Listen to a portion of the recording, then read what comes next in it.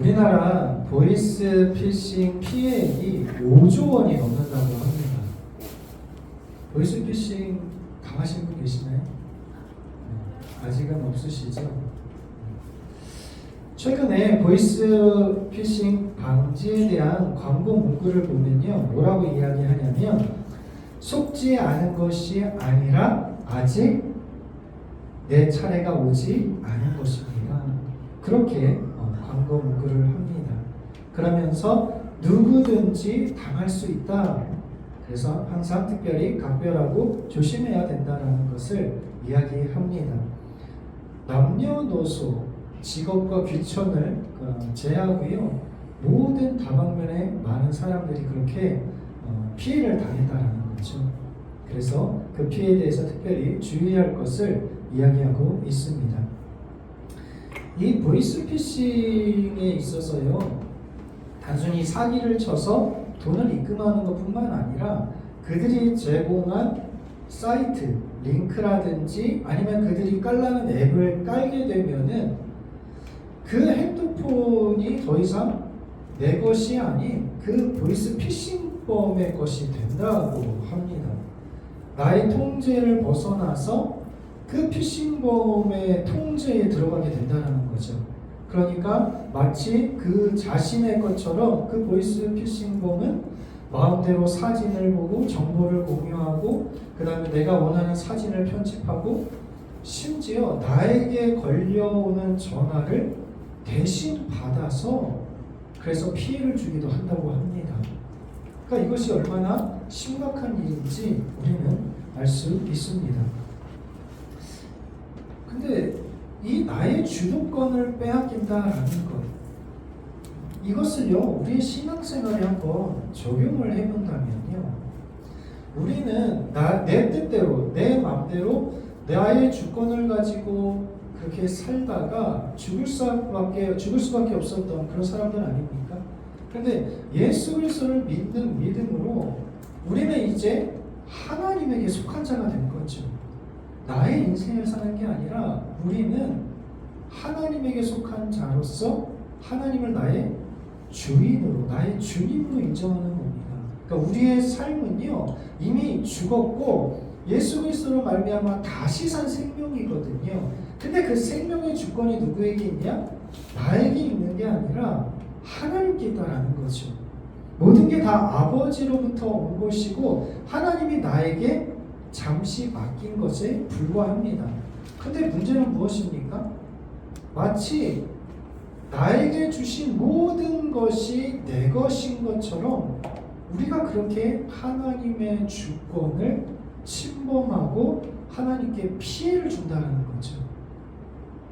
그리고 혹시라도 하나님께서 자신의 주권을 찾기 위해 우리에게 징계하거나 심판을 하게 되면 우리는 어떻게 생각을 하냐면 그렇게 하나님의 징계나 심판을 당한 사람들을 보면서 안타까워하기도 하지만 때로는 그것을 당연하다라고 생각을 하면서 저렇게 어리석을 수가 있는가 비웃을 수 있다라는 거죠. 그러나 이 문구, 이 보이스피싱에 대한 문구처럼 하나님이 정말 우리가 하는 신앙생활은 옳고 하나님에 대한 주권을 한 번도 침범하지 않았기 때문에 우리에게 그러한 징계나 심판이 내려지지 않은 게 아닐 수 있다는 거죠.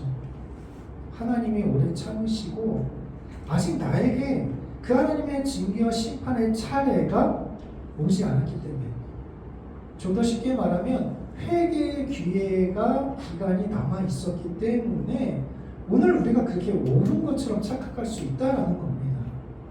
여러분, 우리에게 있어서의 주권은요, 나의 것이 아닙니다. 하나님의 것이고요. 예수 그리스도의 보혈로 다시 산 하나님 것이기 때문에 우리는 살아가면서 마치 내 것인 것처럼 착각하며 하나님의 주권을 그렇게 침범하고 있지는 않는지 우리 자신을 돌아봐야 된다는 겁니다. 우리가 다니엘서 말씀을 계속해서 살펴보고 있지만 느부갓네살은 뭐예요? 하늘에 닿을 만큼 그의 권세와 힘과 능력이, 그의 교만이, 그의 위세가 하늘에 닿았다는 거죠. 하나님의 영역을 침범했다라는 겁니다. 인간인 피조물이. 하나님에 닿을 수 있는 것은요, 예수 그리스도를 통해서만 가능한 것인데, 지금 이 느부갓네살은 자신의 힘과 권세와 권력으로 그 교만함과 그 위세가 하늘 영역을 침범했다라는 거죠. 그러면 이제 하나님께서 어떻게 하시는 겁니까? 당연히 자신의 권리를 찾을 것이고, 그리고 피조물에 대한 부분에 대해서 하나님은 징계를 분명 내리신다라는 겁니다. 그가 진정으로 회개했다면 오늘 본문 말씀 가운데 일어나는 그런 수치를 경험하지 않았을 것입니다. 오늘 말씀을 우리가 다시 한번 살펴보면서 우리의 주권은 하나님에게 있음을 우리가 인정하면서 우리에게 다가오는 징계와 심판보다는 하나님 주신 은혜와 사랑으로 우리가 하루하루 살아가시기를 주님의 이름으로 축복합니다. 지난주 말씀에 느부갓네살이 두 번째 꿈을 꿨습니다. 꿈을 말해 주었는데 지휘자들이 아무도 해석할 수 없었죠. 그래서 누가 그 꿈을 해석했냐면 다니엘이 했습니다.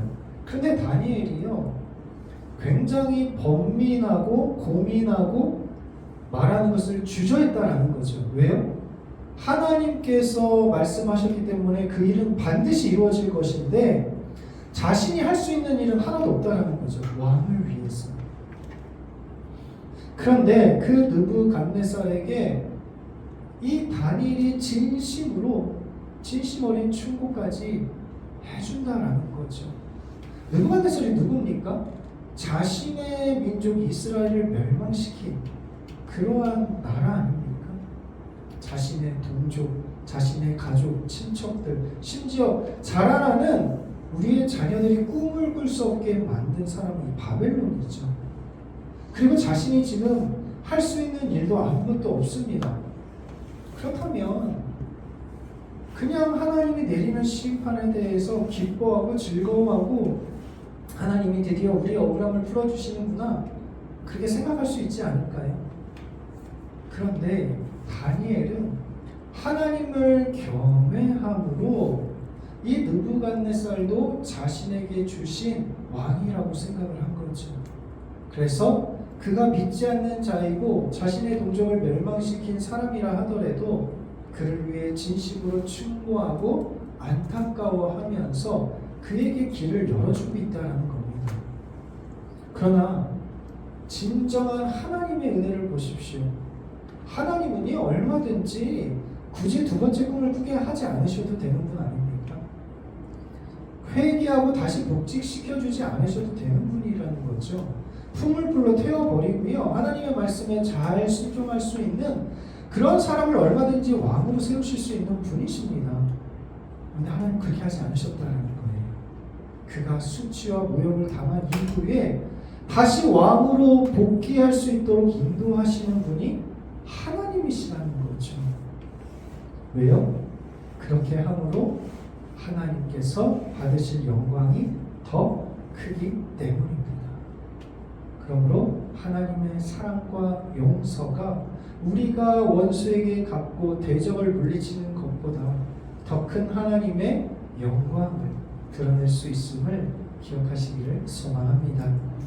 다니엘이 마지막에 어떻게 충고를 해주냐면 27절 말씀에 왕이여, 내가 아뢰는 것을 받으시고 하나님의 공의를 행하시고 때로는 가난한 자를 긍휼히 여기심으로 혹시 하나님이 그 심판을 제하실 수 있을 수도 있으니까 좀 그렇게 하시기를 조언을 했습니다. 그리고 나서 오늘 본문에 어떻게 시작하고 있습니까? 28절 29절에 이렇게 이야기하죠.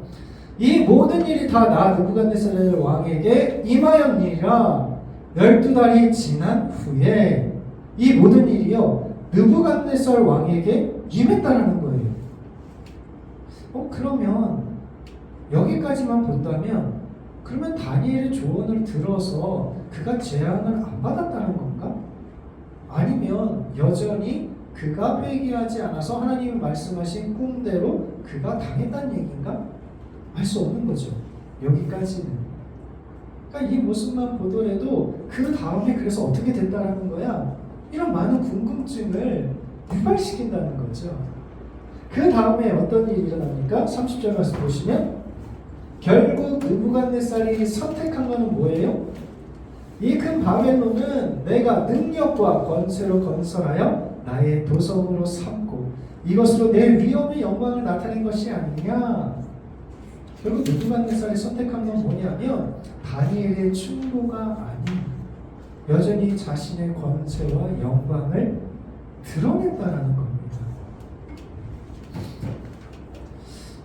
왜 느부갓네살은요 다니엘의 충고도 듣지 않고 분명 그는 첫 번째 꿈을 통해서 하나님을 높였었고 풀무불 사건을 통해서 하나님의 살아계심을 높이며 하나님에 대한 종교의 자유화를 인정했거든요.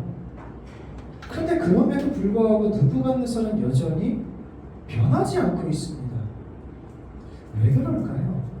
왜 느부갓네살은 이 꿈을 해석까지 해줬고 다니엘의 충고까지 했음에도 불구하고 영원히 변하지 않고 하나님의 심판을 스스로 자초하게 된 것일까요?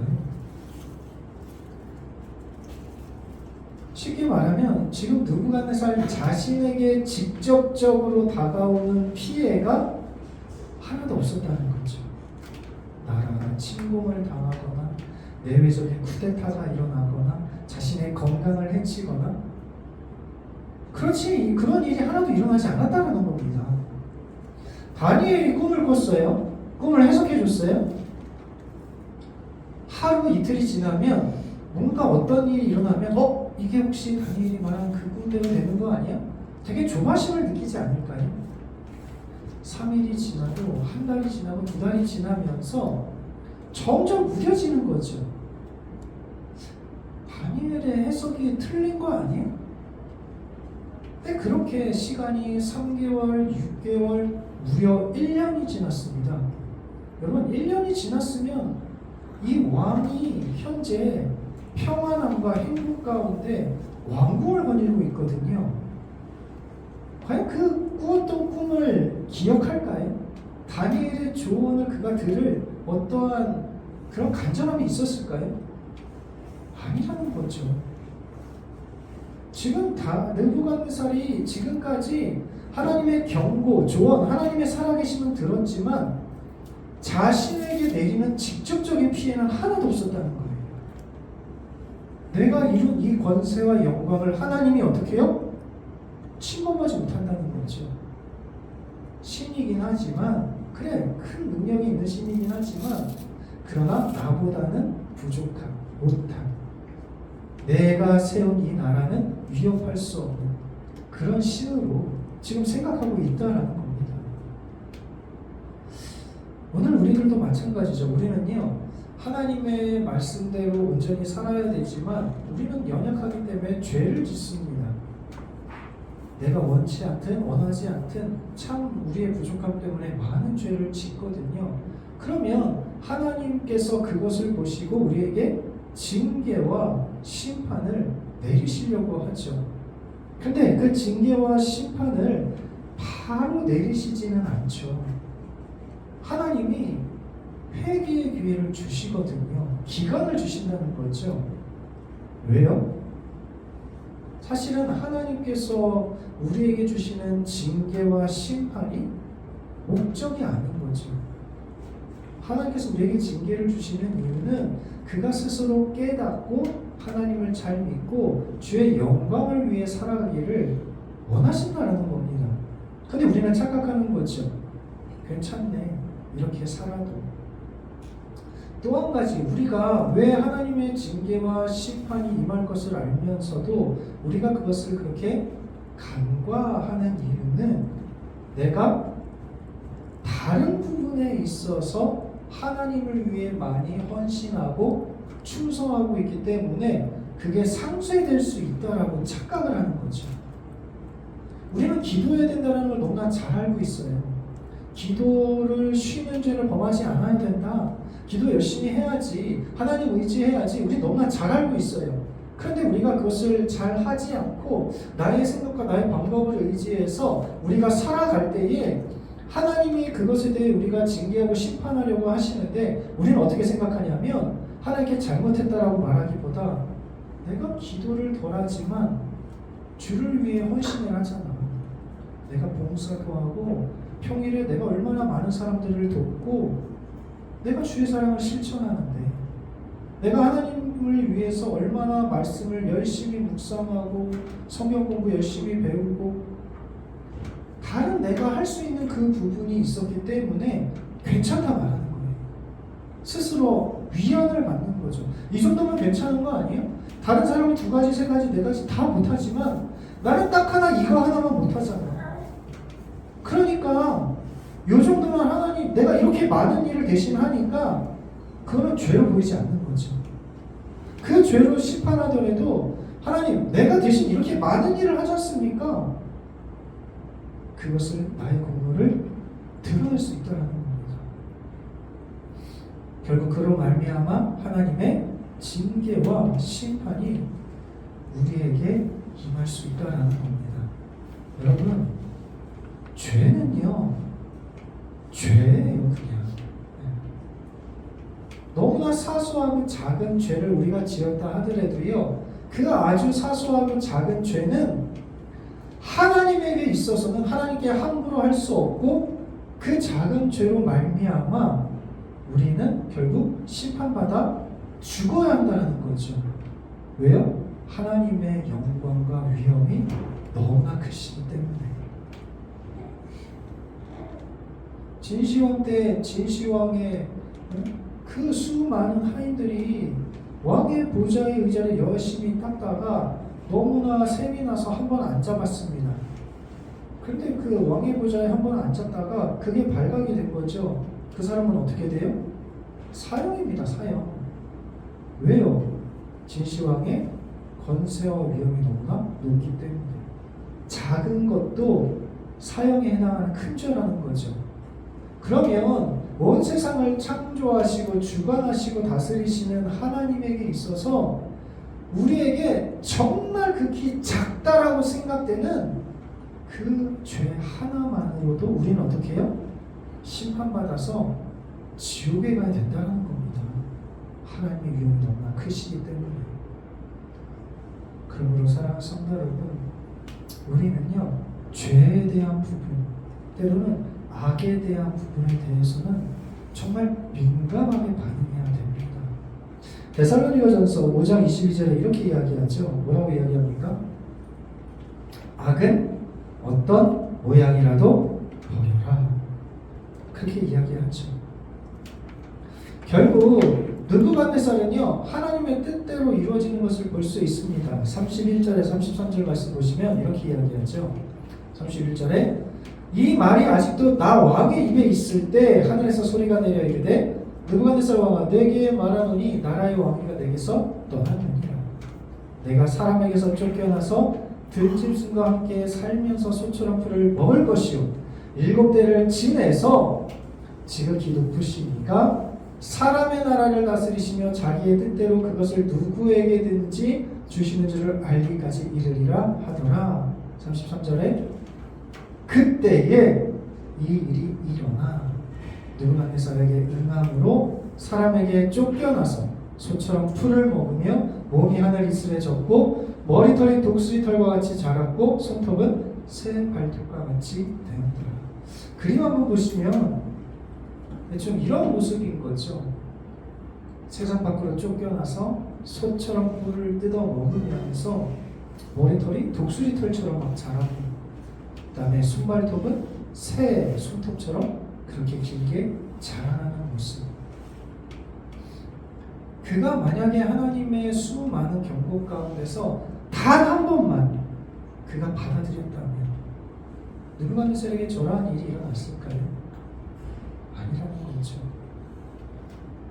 우리 스스로 하나님의 징계와 심판을 얼마나 많이 자초하며 살아가고 있는지 모릅니다. 사랑하는 성도 여러분, 죄는요, 그냥 죄예요. 나는 죄를 지었고 그것을 인정하며 우리가 다시는 짓지 않으려고 몸부림치며 살아야 합니다.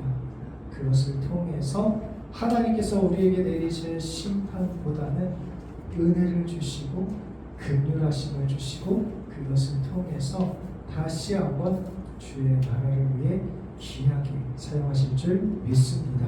이러한 일에 귀하게 쓰임 받으시기를 주님의 이름으로 축복합니다. 한 가지만 더 생각해 보겠습니다. 그러면 내가 잘못을 해서 회개하지 않아서 결국 하나님의 심판을 받았어요. 징계를 받았어요. 그게 물질이든 건강이든 때로는 자녀가 힘들건 나의 앞길이 다치건 수많은 하나님의 심판과 징계를 제가 받았다고 생각을 해보겠습니다. 그럼 그 다음에 내가 회개함으로 말미암아 다시는 우리가 그러한 죄를 짓지 않으며 살 수 있습니까? 우리가 하나님의 징계와 심판을 받았음에도 불구하고요, 여전히 우리는 이전과 동일한 그런 죄를 지으며 살아간다는 거죠.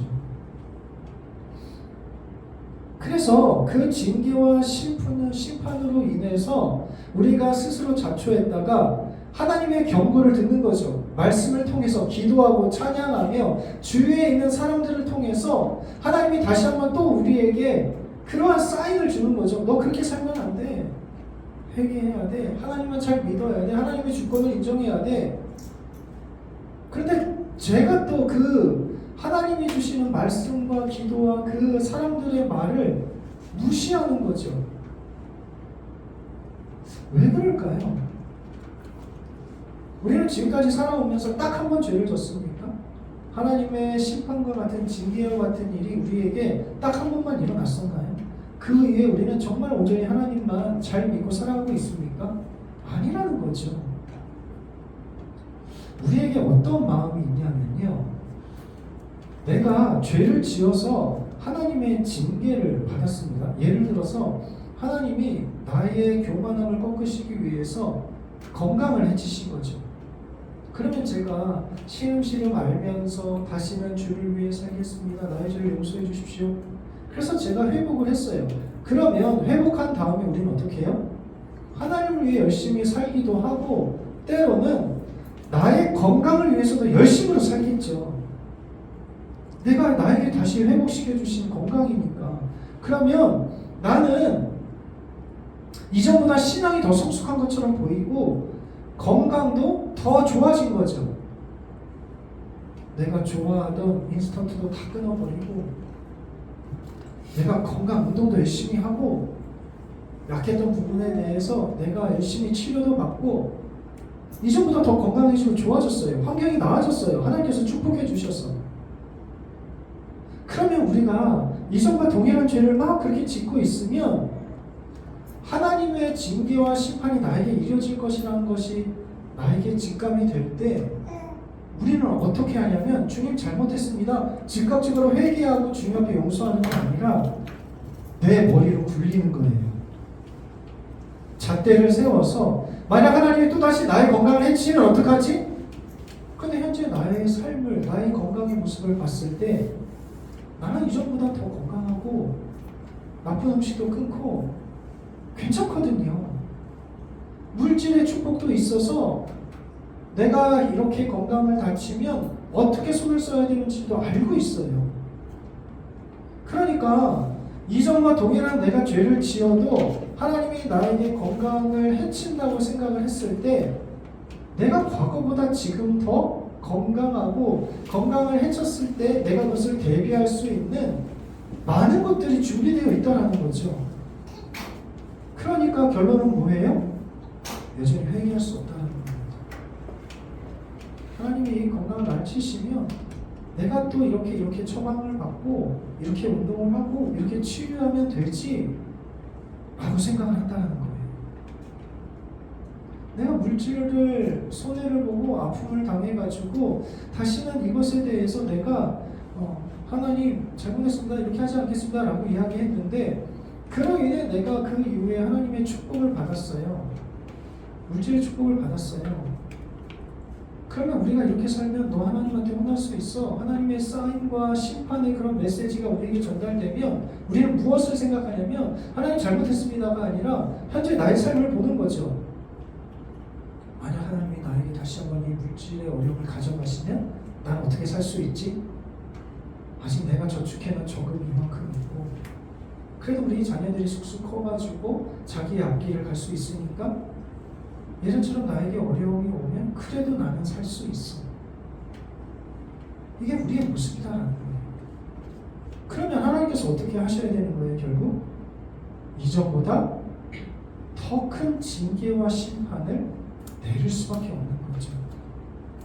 그러니까 하나님께서 우리에게 내리시는 징계와 심판이 안 받으면 가장 좋은 거지만 받았다 하더라도 어떻게 해야 되는 거예요? 즉각적으로 우리가 반응하고 회개하고 다시 한번 순종해야 된다는 거죠.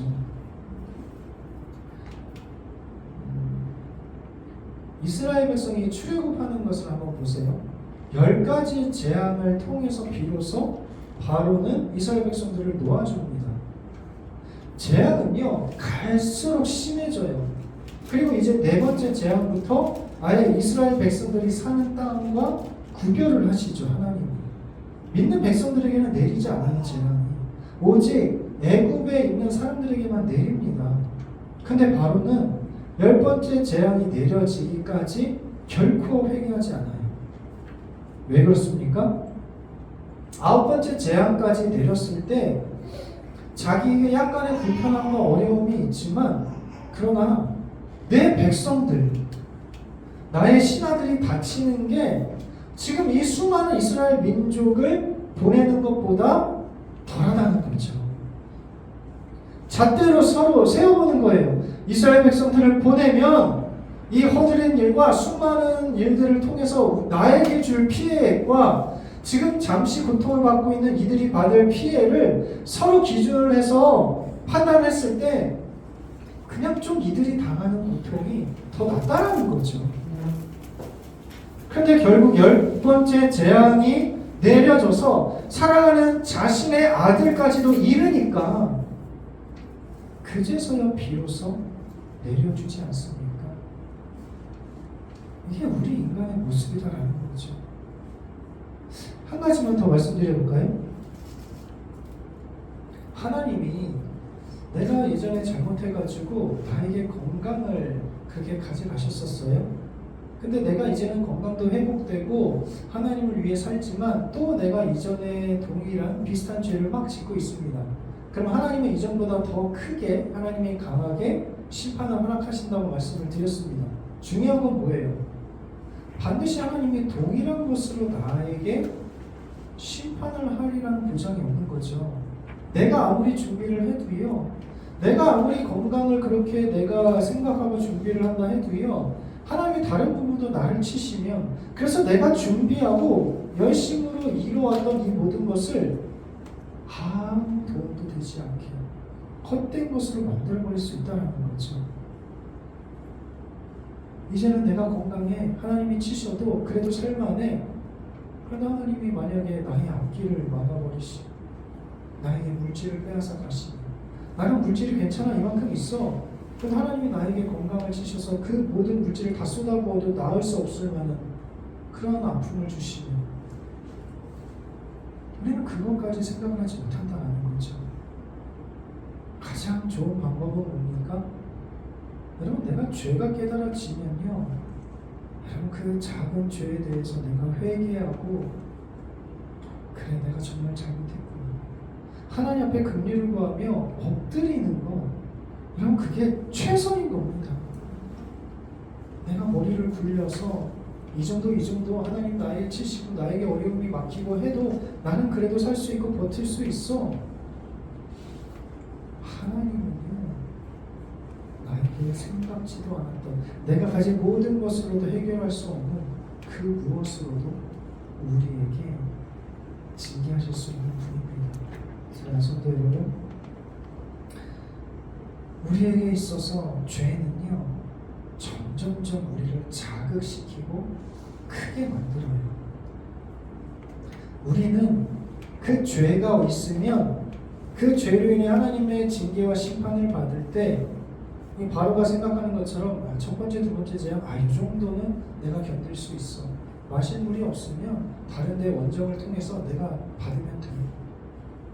우린 자꾸 그렇게 판단을 하며 살아가려고 합니다. 그래서 결국 하나님의 도저히 감당할 수 없는 아픔, 징계, 연단을 우리가 받아야 비로소 회개한다는 거죠. 너무 마음이 아프지 않을까요? 사랑하는 자식이 나 때문에 사랑하는 사람이 고통을 받았다. 우리가 그렇게 하지 않았으면 되는 일인데 오늘 말씀을 생각하면서 이런 죄에 대해서는 타협하지 마십시오. 나의 교만함이 있다면, 내가 하나님의 영역을 침범했다면 다시 한번 그것을 내려놓으시고 하나님이 원하시는 뜻대로 우리가 온전히 사용되기를 간절히 소망합니다. 느부갓네살을 보세요. 지금 하나님의 말씀이 드디어 이루어졌습니다. 그리고 나서 어떠한 상황이 일어났습니까? 34절 말씀 보시면 이렇게 이야기하죠. 기한이 차네. 하나님의 7대의 기간이 드디어 지났습니다. 그리고 나자 느부갓네살이 어떻게 했어요? 하늘을 우러러 보았습니다. 하늘을 우러러. 느부갓네살이 지금 세상에 소처럼 풀을 막 뜯어먹으면서 그냥 머리털이 독수리털 같고 새의 손톱처럼 쭉쭉쭉 길게 늘어나고 정신이 온전하지 못해서 사람들을 해치기도 했겠죠. 근데 하나님의 기한이 차니까 비로소 지금 느부갓네살이 하늘을 우러러보고 있어요. 무엇을 이야기하는 겁니까? 하나님의 긍휼하심을, 하나님의 은혜를, 하나님의 자비를 구하고 있는 거죠. 여기에서 하나님의 반응은 두 가지입니다. 느부갓네살이 그 7대의 기간을 지나면서 중간중간 정신이 가끔은 돌아왔겠죠. 그럼 그때 자신을 한탄하고 후회하면서 하나님께 죄를 빌지 않았을까요? 용서해달라고. 근데 하나님은 저 기한을 채우셨다라는 거예요. 그가 주중에 열심히 회개했을 수도 있는데 때로는 하나님의 기한이 찼지만 느부갓네살이 온전히 회개하지 않을 수도 있죠. 마치 범죄한 사람이 감옥에 있다가 그 기회 형량을 다 보내고 나왔는데 또다시 범죄하는 것처럼 느부갓네살도 그럴 수 있는 거 아닙니까? 중요한 건 뭐예요? 느부갓네살이 이 나라, 세상 나라는 하나님이 원하시는 분에게 주실 수 있는 그런 거구나. 그걸 인정하기까지 이 어려운 기간을 보내야 된다는 거였죠. 그러니까 지금 하늘을 우러러보면서 하나님의 판단을 지금 기다리고 있습니다. 그래서 하나님께서 어떻게 하셨습니까? 34절에 내 총명이 다시 내게로 돌아왔다. 다시 그가 원래의 모습을 회복했다라는 거죠. 그러면 그가 이제 앞으로 회복된 다음에 어떤 반응을 일어나는지 한번 보세요. 첫 번째, 내가 지극히 높으신 이에게 감사하며 영생하신 이를 찬양하고 경배하였다. 그가 총명이 돌아온 다음에 가장 먼저 할 일이 뭐예요? 하나님께 영원, 하나님께 감사했다라는 거예요. 그러면서 뭐라고 얘기해요? 그 권세는 영원한 권세예요. 그 나라는 대대에 이르리로다. 나의 이 바벨론의 나라가 영원할 것 같았지만 그게 아닙니다. 오직 하나님의 나라만이 영원하며 대대에 이를 것입니다. 그렇게 반응하고 있다는 거예요. 두 번째 35절 말씀 보십시오.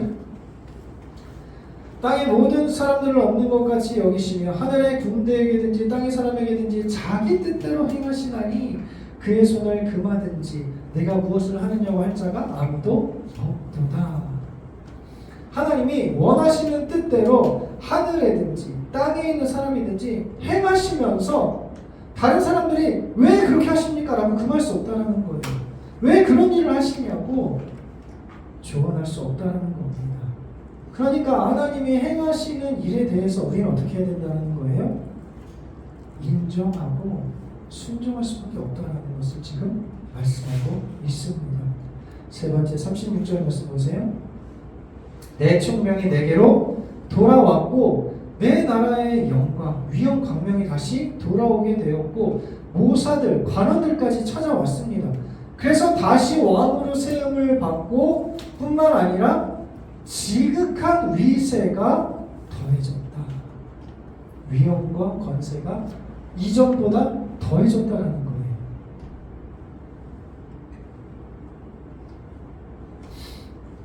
이전보다 권세가 더해졌다라는 것, 그것은 무엇을 이야기하는 걸까요? 느부갓네살이 하나님이 주신 다시 주신 총명을 가지고 이 나라를 이전보다 더 잘 다스렸다라는 것을 알 수 있습니다. 그런데요, 여러분, 왕이 미쳤어요. 쉽게 말해서 정신병을 가지고 있다가 다시 돌아왔는데 그것도 제국을 다스리는 이 왕이 다시 복귀돼서 다스릴 수 있는 확률이 얼마나 될까요? 사실은 불가능에 가깝습니다. 왜요? 그 7대의 기간이 가운데 이 바벨론 제국엔 정말 많은 일이 일어나거든요. 임시적으로 다른 왕이 세워졌겠죠. 수많은 모사들이 있고요. 그 지켜봤던 수많은 일들을 처리했을 것입니다. 많은 법령들이 새롭게 되었을 거고 바뀌었을 것이고 느부갓네살이 설령 지금 다시 원래의 모습을 찾았지만 얼마든지 그의 정신병은 다시 일어날 수 있을 것이라고 우리가 예상할 수 있다는 거죠. 그러면 대부분요 이런 정신병, 다른 게 아니라 정신병을 앓았다라고 이야기한다면요 다시 왕을 세우지 않습니다. 그런데 지금 느부갓네살이 어떠한 총명이 들어왔냐면 하나님을 높일 수 있는 총명이 들어왔고 때로는 다니엘이 충고한 것처럼 하나님의 공의, 가난한 자를 도와주는 것, 긍휼히 여기는 것, 이전보다 신하들의 말에 귀를 기울이는 것, 많은 변화가 일어났다라는 거죠. 그의 공로를 인정해주고, 그러니까 백성들의 민심이 다시 느부갓네살을 향하게 되었고 신하들도 그를 다시 따르게 되는 거죠. 그래서 모든 사람들이 왕은 최고입니다. 다시 왕으로 되는 게 맞습니다. 높일 때 그때 느부갓네살이 어떻게 한 거예요? 조서를 내리죠. 하늘에 지극하신 하나님을 경배하라. 하나님을 높이라. 그렇게 하지 않고 교만한 자는 낮추실 것이다. 그러니까 하나님께서 영광을 받으시는 거죠. 느부갓네살도 자신도 너무나 잘 알고 있을 거예요. 자신처럼 소처럼 풀을 뜯어먹으면서 그게 정신병에 걸려서 방황하고 있던 자신이 다시 왕이 된다? 그건 불가능하다는 것을 너무나 잘 알고 있습니다. 하나님이 그렇게 하셨다라는 거죠. 그러니까 하나님께 영광을 돌리고 있는 겁니다. 여러분, 오늘 우리가 하나님의 긍휼하심으로 죄에서 연약함에서 다시 회복되었습니까? 하나님 얼마든지 우리를요 심판 가운데 내버려 두실 수 있는 분이에요. 그냥 소처럼 평생 풀을 뜯어 먹으며 죽게 하실 수 있는 분 아닙니까? 오늘 우리의 연약함과 부족함을 다시 회복시켜줄 이유가 없으신 분이에요. 근데 왜 우리를 다시 회복시켜 주십니까? 때로는 내가 교만해서 또 하나님을 어길 수 있음을 아시면서도 결국 그 회복을 통해 하나님이 원하시는 게 뭐예요? 느부갓네살처럼 하나님의 주권을 인정하고 주의 영광을 위해서 그렇게 살아가기를 원하시는 거죠. 한 번 더 우리에게 기회를 주시는 거예요. 너의 한 번뿐인 인생 너무나 귀하고 소중해. 그 한 번뿐인 인생을 나의 영광을 위해서 너가 살았으면 좋겠어. 다시는 그러한 징계와 심판을 고통받지 않았으면 좋겠어. 이게 아버지 하나님께서 우리에게 원하시는 바라는 거예요. 이게 하나님께서 우리에게 원하시는 뜻입니다. 우리가 이것을 알고 깨달았다면 우리의 동일한 죄를 반복하면서 하나님의 주권을 침범하려고 하지 않아야 된다는 거죠. 하나님의 긍휼하심이 아니었으면 우리는 회복되지도 못했을 거고요. 그렇게 심판을 당하면서도 우리는 그냥 하나님의 심판 가운데 고통받으며 작은 주의 영광을 위해 우리가 살았을 수도 있습니다. 사랑하는 성도 여러분, 오늘 이 느부갓네살은요 총명이 자신에게 돌아오자마자 하나님의 이름을 높였고 주의 영광을 위해서 조서를 내렸고 모든 사람들에게 하나님의 높으심을 그렇게 선포했습니다. 오늘 우리가 마찬가지입니다. 죄에서 우리를 구원하셨고 우리를 불쌍히 여기셨고 다시 한번 하나님께서 우리의 하나님이 되어주셨습니다. 이제 내가 사는 것이 아니요 내 안에 계신 예수 그리스도께서 사신 줄 믿습니다. 오늘 우리에게 내려지는 우리의 죄에 대해서 여러분 민감하게 반응하시고 긍휼하심으로 여러분이 이전보다 더 많이 회복되었다면 그 모든 회복을 주신 이유는 주의 더 큰 영광임을 깨달으시기 바랍니다. 그래서 하나님의 징계와 심판보다는 하나님이 주시는 더 큰 축복을 통해서 하나님이 행하시는 역사 가운데 우리가 귀하게 쓰임받기를 소망합니다. 한 번뿐인 인생 이왕이면 여러분 수많은 사람들 가운데 나를 통해서 영광을 드러내면 얼마나 멋있는 인생 아닙니까? 모든 사람이 보는 데서 당당하게 하나님이 이렇게 행하셨노라고 말씀할 수 있는 것 너무 멋있는 거 아닙니까? 네, 그런 삶을 살기를 소망합니다. 우리는 이전에 많은 고통과 아픔을 당했지만 그러나 하나님은 우리를 불쌍히 여기시고 회복시키시고 다시 우리를 위해 십자가를 지신 분이십니다. 그 죄를 위해 살아갑시다. 하나님의 영광을 위해 살아가시기를 소망합니다. 하나님의 역사의 주인공이 되기를 축복합니다. 말씀을 정리하겠습니다. 느부갓네살은 수많은 충고의 기회에도 결국 회개하지 않았습니다. 그래서 하나님의 때가 되었을 때에 그가 재앙과 심판을 받게 되었죠. 그러나 하나님 그를 내치시지 않으셨습니다. 그에게 희망을 주셨고 다시 총명을 허락하셨고 하나님께 돌아와 영광 돌리는 그러한 일에 귀하게 사용하셨습니다. 오늘 우리도 그렇게 되기를 소망합니다.